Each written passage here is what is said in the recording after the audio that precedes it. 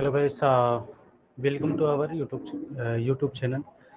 YouTube channel में भी आप लोग इसको लाइव देख सकते हैं। और इसके अलावा भी मैं आप लोगों को बता दूं कि जो ये आप लोगों का सेक्शन चल रहा है, इस सेक्शन में मैं आप लोगों को प्रोवाइड कराऊंगा बहुत ही सारी गजब की चीज़ें होंगी। तो देखिए, आज के सेक्शन में हम लोग पढ़ने वाले हैं, ध्यान से सुनिएगा। आज के सेक्शन में हमारा जो टारगेट रहेगा, मेन फंडा रहेगा।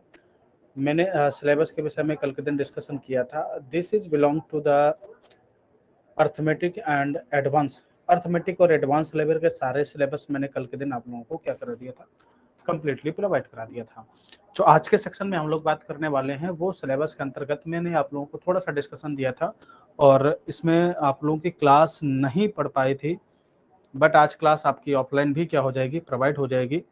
ठीक है, हाँ जी भाई, सब लोगों को आवाज़ मेरी क्लियर आ रही है? एक बार पुष्पेंद्र एंड यादव, अमित, आवाज़ आ रही है भाई? हाँ जी, चलिए क्लास स्टार्ट करते हैं। यस, बहुत बढ़िया, ठीक, बहुत बढ़िया है। चलिए देखिए, आज के सेक्शन में हम लोग बात करने वाले हैं, ध्यान से सुनिएगा। मैं बात करने वाला हूँ यहाँ पर नंबर सिस्टम की, और नंबर सिस्टम के अंतर्गत हम लोग बात करेंगे बहुत ही अच्छे अच्छे टॉपिक जो एग्जाम बेस के लिए बहुत ही ज़्यादा इंपॉर्टेंट होंगे।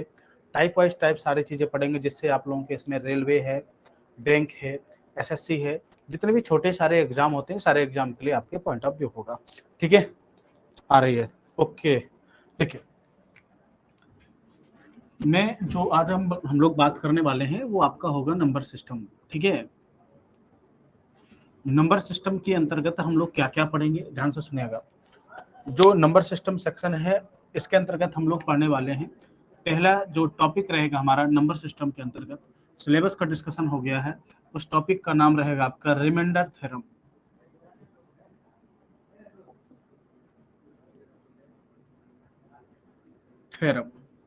रिमाइंडर थ्योरम होगा, और रिमाइंडर थ्योरम के अंतर्गत चीजों को हम लोग एक एक करके सारी चीजें सीखेंगे। क्लियर हो गई बात? और रिमाइंडर थ्योरम में ये सारी चीजें आपके लिए बेहद ही ज्यादा इंपॉर्टेंट होंगी। और ईच एंड एवरी एग्जाम में, ध्यान से सुनिएगा, ईच एंड एवरी एग्जाम में ये क्वेश्चन आपका पूछा जाता है रिमाइंडर थ्योरम से रिलेटेड। ठीक है गाइस, चलिए तो देखिए स्टार्ट करते हैं आज का सेक्शन हम अपना रिमाइंडर थ्योरम, और जो कि बहुत ही ज्यादा इंपॉर्टेंट है, ध्यान से सुनिएगा। चलिए जी, देखिए,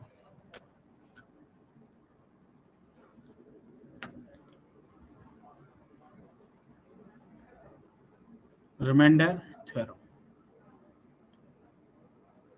अभी कुछ एडवांस, रिमाइंडर का मतलब होता है डिवाइड करने के बाद जो भी आपका शेषफल बचता है, शेषफल। और ये अभी बहुत ही लंबे अरसे तक चलेगा, लगभग 3-4 सेक्शन, 3-4 वीडियो में आपका ये क्या होगा, फुली एंड फाइनली कंप्लीट होगा। ठीक है, अब देखो शेषफल प्रमेय, शेषफल के अंतर्गत हम लोग पढ़ेंगे, शेषफल प्रमेय पढ़ेंगे। पहला जो आपका कॉन्सेप्ट था, कल के दिन मैंने बताया भी था, और कोई बात नहीं, एक बार पुनः मैं रिवाइज करा दे रहा हूँ। इससे रिलेटेड क्वेश्चंस ये सारे के सारे आपके लिए सारी चीजें इंपॉर्टेंट होंगी।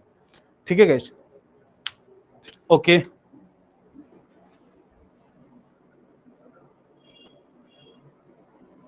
हाँ जी,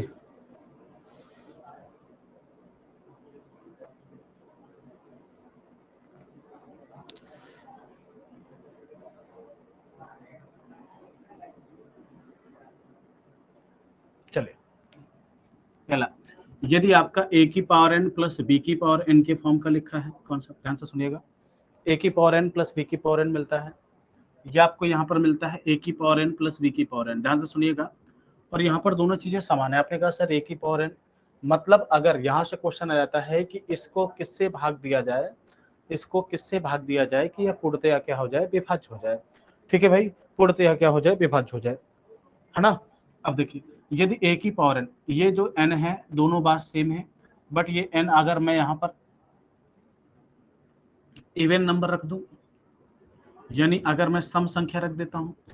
दूसरी बात, जो n है, ये n आपका क्या लिख दूं, अगर मैं ऑड नंबर लिख दूं, ऑड यानी विषम संख्या लिख दूं, ध्यान से सुनिएगा, ऑड यानी मैं यहाँ पर अगर विषम संख्या लिख देता हूँ, तो अगर मैं इसमें इवन लिखता हूँ, तो यह a इवन का मतलब, जैसे मान लो a square plus B square, तो क्या a प्लस बी से कटती है, क्या a माइनस बी से कटती है, नहीं कटती। ध्यान से सुनिएगा, यह a प्लस बी और a माइनस बी से अगर इसको भाग दिया जाए तो पूर्णतः विभाज्य नहीं होता।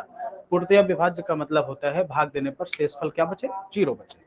ठीक, शेषफल क्या बचना चाहिए आपका, 0 बचना चाहिए अगर पूर्णतः क्या है, विभाज्य है। अगली बात हम यहाँ पर करने वाले हैं, जैसे सपोज यहाँ पर लिखा हुआ है, ये जो सेक्शन है यहाँ पर a की पावर n विषम संख्या है, विषम संख्या होने पर यह a प्लस बी से पूर्णतः क्या हो जाती है, विभाज्य हो जाती है, बट a माइनस बी से विभाज्य नहीं होती। कैसे नहीं होती, आप दोनों चीजों का एक्सप्लेनेशन मैं आपको नीचे यहाँ पर बता रहा हूँ, चीजों को समझिएगा।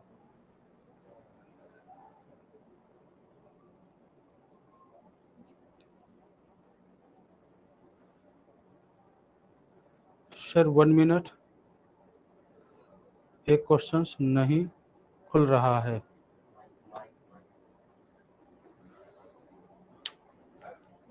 आवाज नहीं आ रही क्या हमारी? हाँ, आप लोगों की अभी म्यूट किए हुए हैं सेक्शन, जब हमें जरूरत पड़ेगी तब हम कह देंगे, तो आप लोग वहां से अपनी आवाज बोल सकते हैं। ठीक है, अभी कोई दिक्कत नहीं। अब चीजों को आप समझिए, यहाँ पर केवल जब मैं लास्टली फाइनली पूछूंगा उस समय मैं ऑन कर दूंगा, तो आप लोग वहां से बोल सकते हैं। ठीक है, आ जाइए। देखिए देखिए, यदि मैं A square plus B square लिखता हूँ, ध्यान से सुनिएगा। आपने कहा sir A square plus B square का फार्मूला क्या होता है, A plus B whole of square, या तो ये लिखोगे माइनस 2ab के सेक्शन लगाओगे। आपने कहा sir A square plus B square का दूसरा सेक्शन होता है A minus B whole of square plus 2ab का सेक्शन लगाओगे। ठीक, तो भाई अगर मैं इसमें a प्लस बी से भाग दूंगा तो क्या जाएगा, इन दोनों में नहीं जाएगा। a माइनस बी से दूंगा नहीं जाएगा। तो इसलिए यदि n की अगर कोई भी सम संख्या है तो ना तो वह a प्लस बी से विभाज्य होती है, ना तो a माइनस बी से विभाज्य होती है। ध्यान से सुनिएगा, ना तो a प्लस बी ना तो a माइनस बी। तो अगली बात क्या आती है, तो अगर ये a की पावर n प्लस b की पावर n का कॉन्सेप्ट दे रखा है और n आपकी विषम संख्या, फॉर एग्जाम्पल विषम संख्या में ले लूं a cube plus B cube, A cube plus B cube. ठीक है, तो इसमें आप लोग लिखोगे A cube plus B cube में A plus B, second bracket में A square minus A B plus B square. तो बताओ अगर मैं इसको a प्लस बी से भाग दूं तो ये पूर्णतः विभाज्य हो जाएगा कि नहीं हो जाएगा, हो जाएगा। अगर मैं यही a माइनस बी से दूं तो विभाज्य नहीं होगा, तो इसलिए मैंने कह दिया तो यह a प्लस बी से विभाज्य हो जाएगा। फॉर एग्जाम्पल अगर a की पावर में यहाँ पर 5 प्लस b की पावर 5 लिखता हूँ तो क्या फार्मूला आपका बनेगा, ध्यान से देखिएगा यहाँ पर। ठीक है, a की पावर 5 प्लस b की पावर 5, तो आप कहोगे सर a प्लस बी तो ब्रैकेट में रहेगा ही रहेगा, साथ में यहाँ पर हो जाएगा आपका a की पावर 4, a की पावर 4 माइनस क्या हो जाएगा a की पावर 3, b की पावर 3 प्लस a की पावर 2, b की पावर कितना हो जाएगा यहाँ पर 3 माइनस a, b की पावर कितना हो जाएगा यहाँ पर, ये 1 हो जाएगा, और यहाँ पर कितना हो जाएगा 2, और यहाँ पर 3 प्लस यहाँ पर b की पावर 4 हो जाएगा। तो यानी minus plus minus plus minus. कैसा कॉन्सेप्ट बनता है, ध्यान से सुनिएगा। ये पूरा का पूरा यहाँ से फार्मूला बनता है, और फार्मूला लिखते कैसे हैं यहाँ पर मैं ऊपर की साइड लिख के दे रहा हूँ, चीज़ों को समझिएगा। ठीक है, ये पूरा सेक्शन यहाँ पर मेरा खाली है, इस सेक्शन पे यहाँ पर लिख के दे रहा हूँ। जैसे मैं लिख देता हूँ a की पावर क्यूब प्लस b की पावर क्यूब। आपने कहा सर इसका फार्मूला, तो आप कहोगे सर a प्लस बी लिख दीजिए, और यहाँ से एक घात कम, सॉरी हाँ, ये जैसे a की पावर 5 प्लस b की पावर 5 वाला है, तो एक घात कम लिखे क्या, a की पावर 4, a की पावर 3, a की पावर 2, a की पावर 1, a की पावर 0। ठीक, ऐसा सेक्शन आपने लिख दिया। फिर यहाँ से लिखे b की पावर, तो b की पावर 4, b की पावर यहाँ पर कितना हो जाएगा, b की पावर 3, b की पावर 2, b की पावर 1 और b की power 0, minus plus minus plus minus plus, ये ऐसा कुछ सेक्शन आपका बनेगा। तो फार्मूला क्या बनेगा, a प्लस बी ब्रैकेट में a की power 4 minus a cube b plus यहाँ पर ये 1 लिखो अथवा ना लिखो, plus a square b square minus A B cube और प्लस b की पावर 4 बचेगा। डायरेक्ट यही फार्मूला आएगा। जब मैं अलजेब्रा आप लोगों को पढ़ाऊंगा, क्या पढ़ाऊंगा, अलजेब्रा, तो अलजेब्रा में इन चीज़ों को बहुत अच्छे से डिफाइन करूंगा। यहाँ पर मैं केवल, ध्यान से सुनिएगा, यहाँ पर मैं केवल एक चीज़ बताना चाहता हूँ, क्या कि यदि आपके पास a की पावर n प्लस बी की पावर n है। तो अगर n आपकी विषम संख्या है तो वह a प्लस बी से कट जाएगी। ठीक, a प्लस बी से कट जाएगी। ओके गाइस, चलिए। अच्छा, आपने ये पढ़ा। अब आपके ऐसे एग्जाम में क्वेश्चंस किस प्रकार के बनेंगे, ध्यान से देखिएगा। ठीक है, देखिए 49 की पावर 15 प्लस 1 निम्न में से किससे विभाज्य है?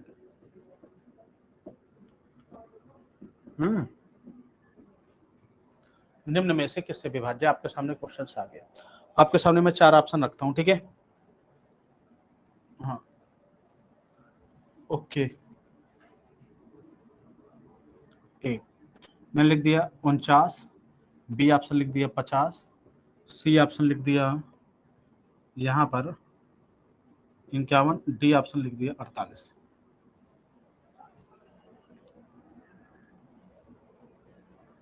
चलिए इसका आंसर बताएं सब कोई कि ए बी सी ऑप्शन ऐसे लिख देना। अगर ए सही है तो ए, बी सही है तो बी, सी सही है तो सी, डी सही है तो डी।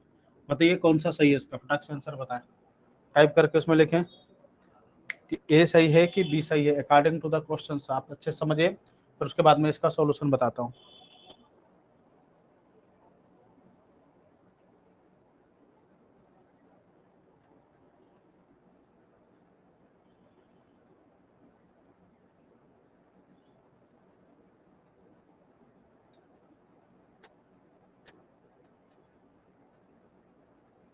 आंसर बताएं भाई इसका। एक आंसर आया डी, चलो एक का आया डी। और भाई बताएं, अमित बोलो भाई।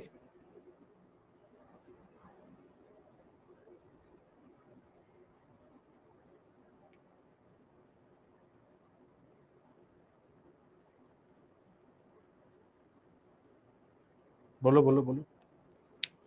चलिए कोई बात नहीं, देखते हैं। अच्छा बी, बहुत बढ़िया, शाबाश, एकदम करेक्ट। अमित का एकदम सही है। चलिए बहुत बढ़िया।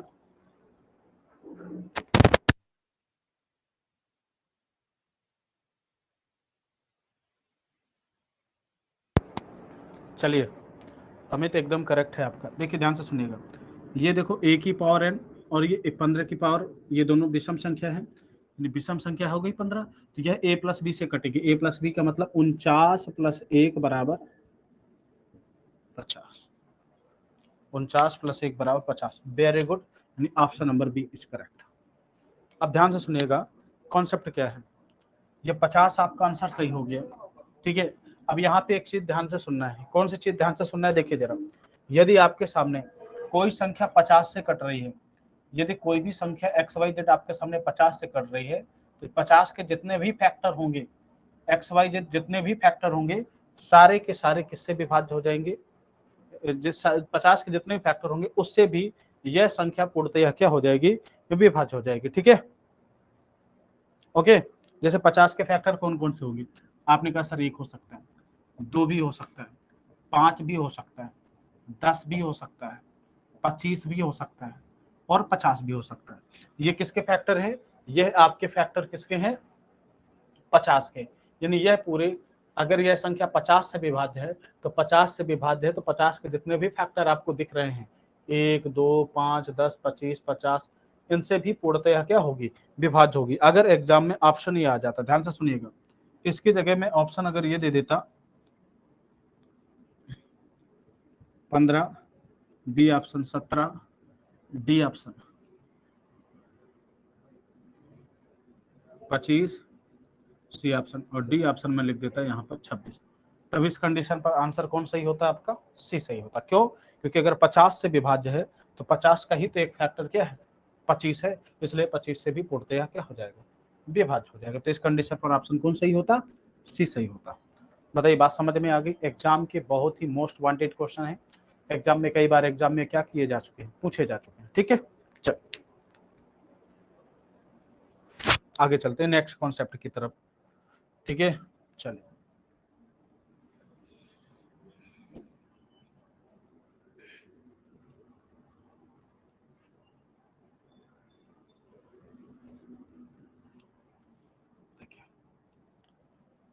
देखिएगा, यदि आपके सामने a की पावर n प्लस b की पावर n है, अब प्लस वाली कहानी छूट के क्या आ गई, माइनस वाली, a की पावर n माइनस b की पावर n है। अब दोनों में क्या खास बात है, यहाँ पर भी दोनों ये क्या है, दोनों ये मान लो आपकी विषम संख्या है, ठीक है, और ये दोनों आपकी क्या है, सम संख्या।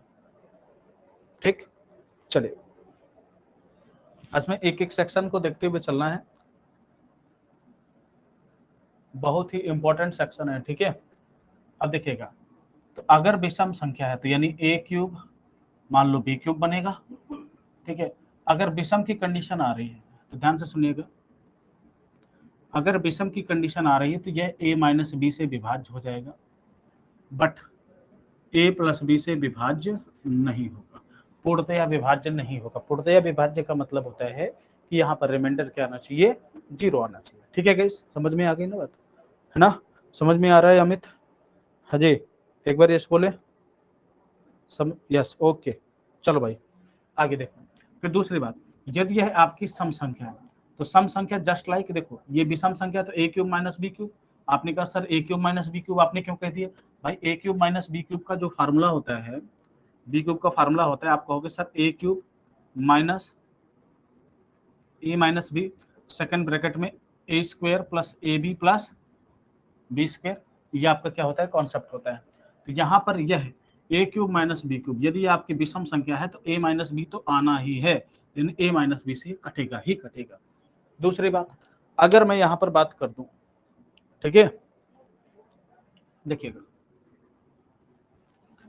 अगर यह n आपकी सम संख्या है, सम संख्या कंडीशन पर just like A square minus B square का कंडीशन बनाएगा, A square minus B square की कंडीशन पर आप चीजों क्या लिख सकते हैं भाई, ए प्लस बी, और सेकंड ब्रैकेट में लिख सकते हैं ए माइनस बी।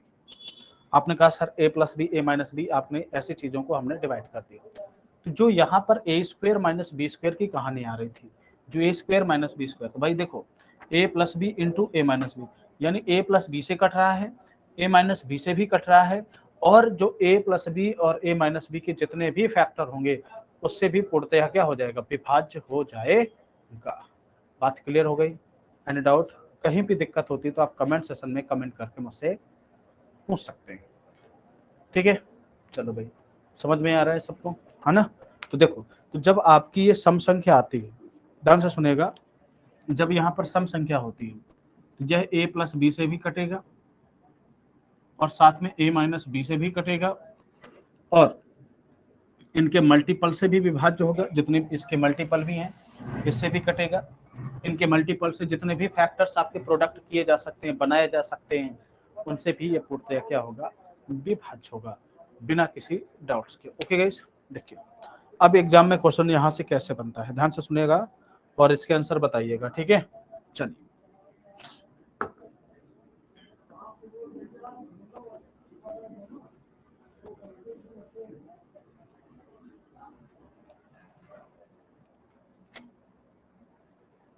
देखिए, जैसे मैंने 49 की घात 16 माइनस यहाँ पर 15 माइनस 1 लिख दिया, निम्न में से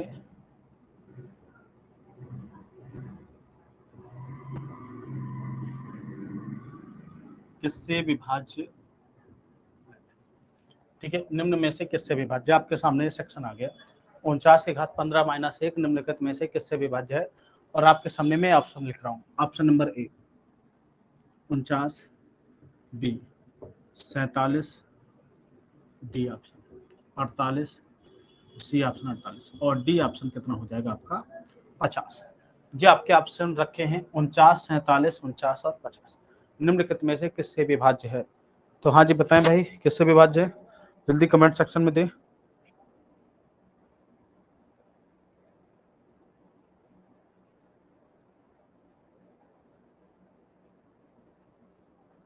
कौन सा ऑप्शन भाई बोले, समझ में आ रहा है कि नहीं आ रहा? हाँ बोले। यस।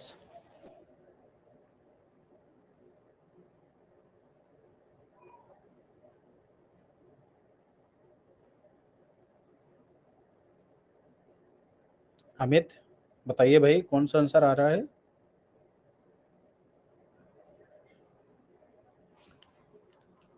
अमित अपना कैमरा खोलना भाई, मैं यहाँ से लाउ कर रहा हूँ।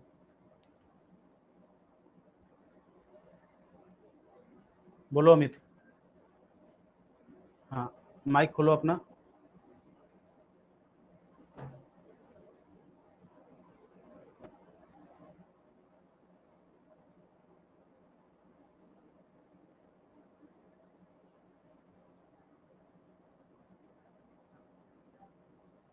चलिए कोई बात नहीं।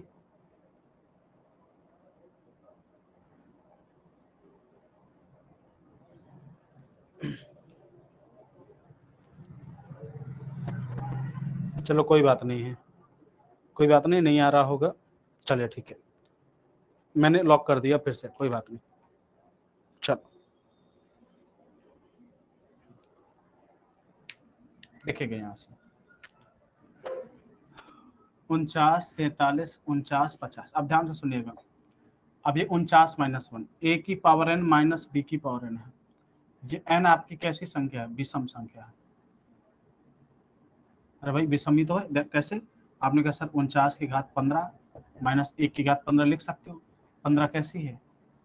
ऑड नंबर ही तो है। और जब ऑड नंबर है तो ये किससे केवल माइनस होगा? a माइनस बी, यानी 49 माइनस 1 बराबर 48 से ये क्या होगा? विभाज्य होगा। और 48 ऑप्शन में दे रखा है? नहीं दे रखा। चलो यहाँ पर लिख लेते हैं, यानी किसी से भी विभाज्य नहीं। यहाँ पर लिखा था none of this. Option number C is correct. D नहीं भाई, डी नहीं होगा। डी तो कतई नहीं होगा। क्यों? क्योंकि अगर ये यहाँ पर प्लस लिखा होता, अगर यही 49 की घात 15 प्लस 1 लिखा होता तो भाई डी आपका सही होता, 50 आता। बट यहाँ पर लिखा है माइनस। ध्यान से सुनिएगा, प्लस माइनस एग्जाम के बहुत रनिंग क्वेश्चन है, इंपॉर्टेंट क्वेश्चन है। ठीक है, चलिए।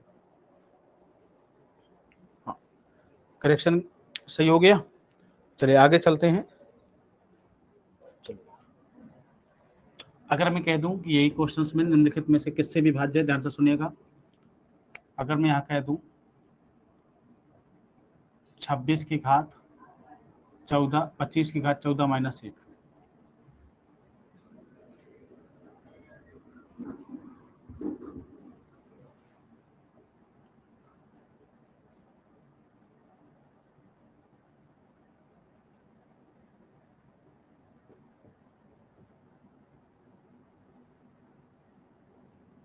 पच्चीस।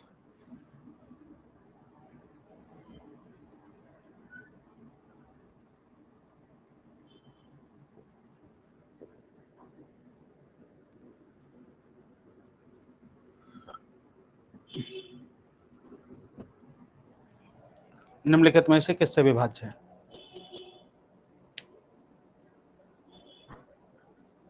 फर्स्ट क्वेश्चन और करो इसी में। अच्छा ठीक है, फर्स्ट क्वेश्चन चलो ठीक है बताते हैं, ध्यान से सुनिएगा। 25 की पावर, अब देखो यहाँ पर जो 14 है ये कैसी संख्या है? सम संख्या। ध्यान से सुनिएगा। अगर मैंने बताया था a की पावर n, a की पावर n, ठीक है, a की पावर n माइनस b की पावर n, n यदि आपकी सम संख्या है तो यह a प्लस बी से भी कटेगा, a माइनस बी से भी कटेगा, a प्लस बी और a माइनस बी के गुणनफल से भी कटेगा, यानी इन सब से पूर्णतया क्या हो जाएगा? विभाज्य हो जाएगा। अब देखो यहाँ पर 25 माइनस 1 है, 25 माइनस 1 आप कहोगे सर ये 25 माइनस 1, यहाँ पर 25 माइनस 1 यानी 24 से भी कट रहा है, यानी इस वाले ऑप्शन में 24 नहीं, इसमें है 24 आंसर सही होगा। आपने कहा सर a प्लस बी से भी कटता है, कैसे? आपने कहा सर ये इससे भी कटता है, क्या? 25 माइनस 1 24 से भी कटेगा, 25 माइनस 1 25 प्लस 1 यानी 26 से भी कटेगा। ऑप्शन ए में कितना हो गया? 26 सही हो गया। फिर दूसरी बात देखो, अगर कोई संख्या 24 से कटती है तो 24 के जितने भी फैक्टर होंगे उससे भी पूर्णतया विभाज्य हो जाएगी। जैसे अगर इसको 3 से भाग दिया जाए तो पूर्णतः कटेगा, बिल्कुल कटेगा। क्यों? क्योंकि जब 24 के फैक्टर, ध्यान से सुनिएगा, 24 के फैक्टर जो आपके होते हैं, जो 24 के फैक्टर होते हैं वे क्या होंगे? 1 होगा, 2 होगा, 3 होगा, 4 होगा, 6 चौको 24, 8 तरीका 24, 12 दुनाई 24, ये आपके क्या है? फैक्टर हैं। फिर आपका लास्टली 24 तो है ही है। यानी कुल मिलाकर के आपके इन सब से भी पूर्णतया विभाज्य होगा। ये तो 24 के लिए है। फिर यहाँ पर 26 के लिए, 26 के लिए 2 भी है, 13 भी है, 1 भी है। तो 13 का मल्टीपल इन किसी भी नंबर से कर दीजिए, 13 का मल्टीपल इन किसी भी नंबर से कर दीजिए, उससे भी पूर्णतया क्या होगा? विभाज्य होगा। आज समझ में आ गई?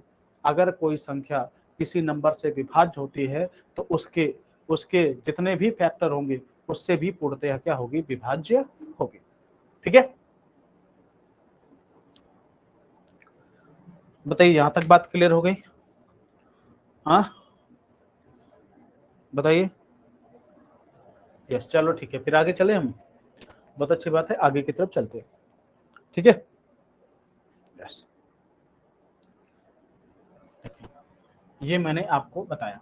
अब इसी से रिलेटेड ध्यान से सुनिएगा, अभी कल इसके कुछ क्वेश्चंस होंगे। आप लोग इसको यूट्यूब में भी देख सकते हैं, मैथ्स बाई रोहित गुप्ता करके यूट्यूब है, यूट्यूब में मैं लिंक इसकी प्रोवाइड करा दूंगा। और कल से सारी चीज़ें आपको यूट्यूब में भी इसकी लाइव क्लास ऑन यूट्यूब में भी प्रोवाइड हो जाएगी ऐप के साथ साथ। ठीक है, ऐप में तो आपका चलता रहेगा, टीचमेंट ऐप डाउनलोड करके आप चीज़ों को क्या कर सकते हैं? पढ़ सकते हैं। ठीक है, अब देखिए, अब दूसरा क्वेश्चन क्या बनता है इससे को, अगर 13 से भाग दिया जाए तो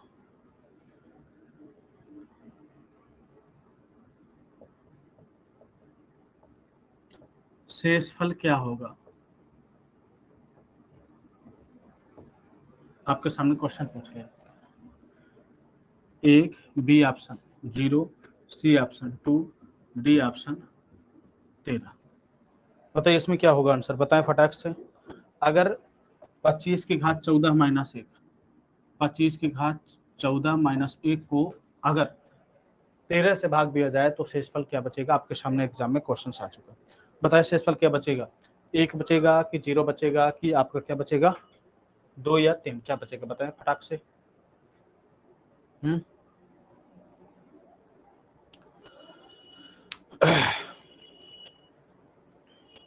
13? नहीं बाबा, नहीं नहीं नहीं।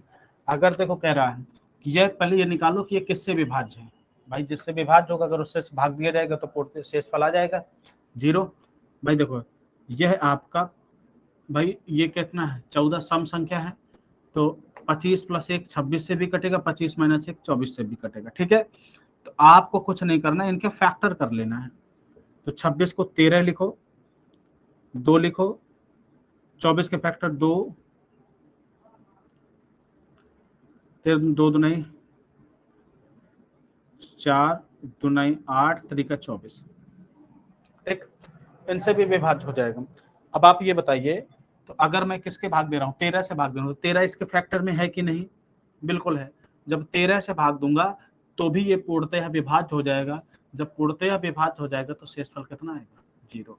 अगर मैं 13 दुनाई 26 से भी भाग दूं, 13 तिया 39 से भी भाग दूं तो भी शेषफल कितना आएगा? 0। 2 दुनाई 4, दुनाई 8, दुनाई 16 से भी भाग दूं तो भी शेषफल कितना आएगा? 16। अगर मैं कह दिया 16 से भाग दिया जाए तो भी शेषफल 16। क्यों? 2 दुनाई 4, दुनाई 8, दुनाई 16 भी इसके फैक्टर में है। बताइए बात समझ में आ गई है ना? चलिए, समझ में आई बात कि नहीं आई? अच्छा ये बताइए आप लोग। ठीक है, अच्छा नहीं आई अभी? चलिए कोई बात नहीं, ध्यान से सुनिएगा। देखिए एक एक कॉन्सेप्ट पढ़िए, बहुत गजब की चीजें हैं। देखिए सबसे पहले ये देखिए, यह किससे विभाज्य है? आप कहेंगे सर यह विभाज्य है आपका 25 + 1 से भी और 25 - 1 से भी। यानी 25 1 कितना? 26 से विभाज्य है, 25 - 1 24 से विभाज्य है। ठीक, अगर 26 से भाग दिया जाता है तो भी शेषफल 0 बचेगा, 24 से भाग दिया जाता है तो भी शेषफल 0 बचेगा। तो भाई 26 के फैक्टर क्या होंगे, 2 गुणे 13, 24 के 2 गुणे 2 गुणे 2 गुणे 3। कह रहा है 13 से भाग दिया जाए। अगर कोई संख्या 26 से विभाज्य हो रही है और 24 से विभाज्य हो रही है, दोनों से विभाज्य हो रही है, तो अगर मैंने बताया था किसी संख्या को अगर 26 से भाग दिया जाता है तो शेषफल 0 आएगा, अगर इसको 26 से भाग दिया जाए तो शेषफल क्या आएगा, 0 आएगा। तो कह रहा है, ध्यान से सुनिएगा, बहुत अच्छा क्वेश्चन है, बहुत गजब का। अगर इस संख्या को अगर मैं 26 से भाग दूं तो शेषफल 0 आएगा, ठीक। तो 26 के जितने भी फैक्टर होंगे, तो कौन कौन फैक्टर निकले, 2 और 3 निकले, अगर इससे भी भाग दिया जाएगा तो भी शेषफल कितना आएगा, 0 आएगा। फिर आपने कहा 24 से भी 2 2 दूना 4 से भी भाग दिया जाए तो भी शेषफल 0 आएगा। समझ में आ रहा है भाई, है ना, समझ में आ रहा है हल्का हल्का, ठीक है, यस हाँ ठीक। अब देखो, अगर 2 दूना 4 से भी भाग दिया जाएगा तो भी शेषफल आएगा 0।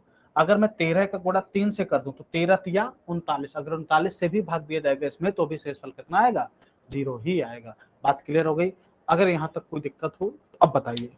तो यानी अगर कोई संख्या इससे विभाज्य इससे विभाज्य है तो इसके जितने भी फैक्टर होंगे, इसके जितने भी फैक्टर होंगे, अगर उससे भी भाग दिया जाएगा तो भी पूर्णतया विभाज्य होगा, और पूर्णतया विभाज्य का मतलब शेषफल क्या आएगा, 0 आएगा। अब बताइए कोई डाउट? चलिए, कोई दिक्कत नहीं ना, बहुत अच्छी बात है। आज की क्लास हम लोग यहीं तक रखते हैं। शेष आगे की क्लास, इसके 2 कॉन्सेप्ट और भी, 3 कॉन्सेप्ट 4 कॉन्सेप्ट जितने भी हैं मैं कल पढ़ाऊंगा। धीरे धीरे आपकी टाइमिंग बढ़ती जाएगी, आधे घंटे, पौन घंटे, 1 घंटे, 1.5 घंटे, आप लोगों की ये टाइमिंग इंक्रीज होती रहेगी। धीरे धीरे मेरे साथ बने रहिए और अधिक से अधिक अपने दोस्तों में इसको शेयर करिए। अभी फिलहाल मैं 5 दिन तक ये चीज़ें फ्री रखे हुए हूँ। अब फ्री के बाद, इसके बाद इसमें आप लोगों को चार्जेस लगेंगे, यानी विदाउट पेमेंट आप लोग इसको ज्वाइन नहीं कर सकते, ठीक है। ओके गाइस, मिलते हैं कल के दिन सेम टाइम 8 o'clock इवनिंग, 8 बजे आप लोगों को मिलते हैं कल के दिन। सॉरी, कल आपका सैटरडे है, सॉरी फॉर दैट। कल सैटरडे और संडे आप लोगों की क्लास क्या रहेगी, इसमें ऑफ रहेगी। मंडे पुनः आप लोगों से मुलाकात होती है। Okay, thank you.